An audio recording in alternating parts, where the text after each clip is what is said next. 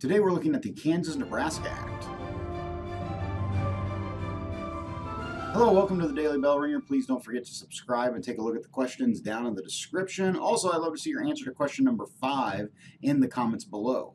So the Kansas-Nebraska Act, if you want one piece of legislation that we could argue leads us to the Civil War, it's really the Kansas-Nebraska Act of 1854. And this act, again, centers around slavery. So if we look at it here, just a few years earlier we had the Compromise of 1850. Remember, the Compromise of 1850, California had entered as a free state, upsetting that balance between free and slave states, but in exchange, the South had gotten stronger fugitive slave laws, the Fugitive Slave Act, and it had left the issue of slavery in new territories such as Utah and New Mexico up to settlers with the idea of popular sovereignty. Now remember, this whole compromise had been crafted basically by Henry Clay, but by 1854, Henry Clay was dead, and there was a new congressman who'd really come along and helped push the Compromise of 1850 through, and was now really one of the strongest leaders in Congress, and that was Illinois Senator Stephen Douglas. And at the time, in 1854, there were plans for a Transcontinental Railroad to begin construction.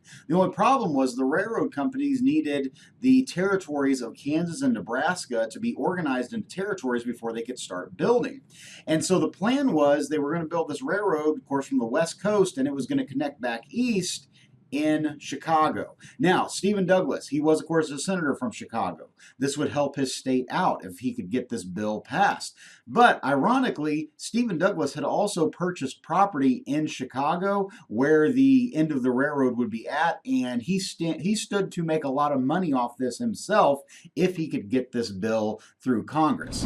Southerners, they fought fiercely against this bill because they knew that these territories of Kansas and Nebraska were both located above that 3630 line that was set out in the Missouri Compromise. And so they knew when these territories became states, they would come in as free states. And so Southerners were like, that's going to throw off the balance even more because we just allowed California to come in as a free state. So they were absolutely against it.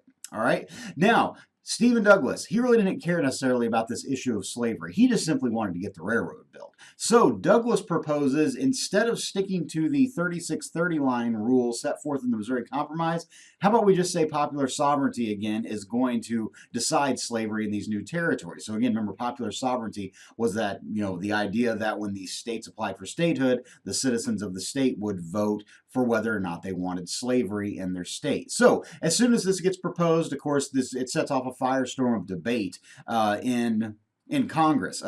Senator Salmon Chase of Ohio, he basically said, this is a gross violation of a sacred pledge. Charles Sumner, who's one of the biggest, leading abolitionists, I guess you would say, in Congress, he said this. He said it is going to turn the new territories into a dreary region of despotism, which despotism means cruel, absolute power, and it would be inhabited by masters and slaves. So the debate is really getting fierce about this whole organizing of Kansas and Nebraska. Now, despite the debate and the attacks, Stephen Douglas continues pushing this through Congress.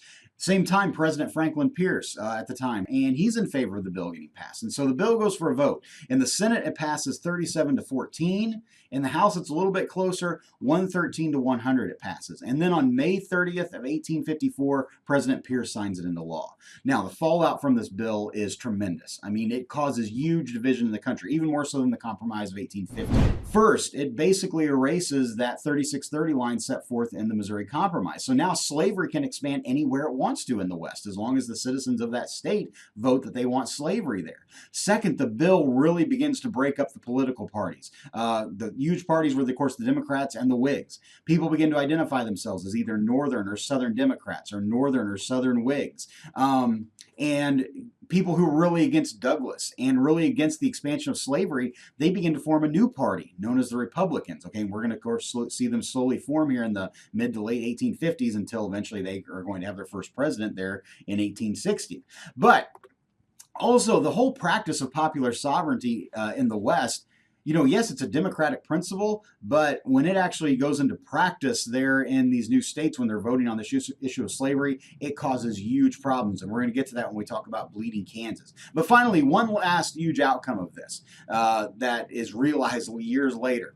A lawyer in Springfield, Illinois, he is absolutely irate about the Kansas-Nebraska Act. He's irate about Douglas's actions, and he doesn't want to see slavery spread to the West. And this lawyer, he had been in political offices before, but had basically retired and said he was done with politics. But now, after the Kansas-Nebraska Act, he says he has to do something about this. He has to take Douglas out of office. Now, of course, you're probably getting it here. That lawyer was, of course, Abraham Lincoln. All right, so the Kansas-Nebraska Act is going to set him on a course that eventually is going to lead to him becoming president.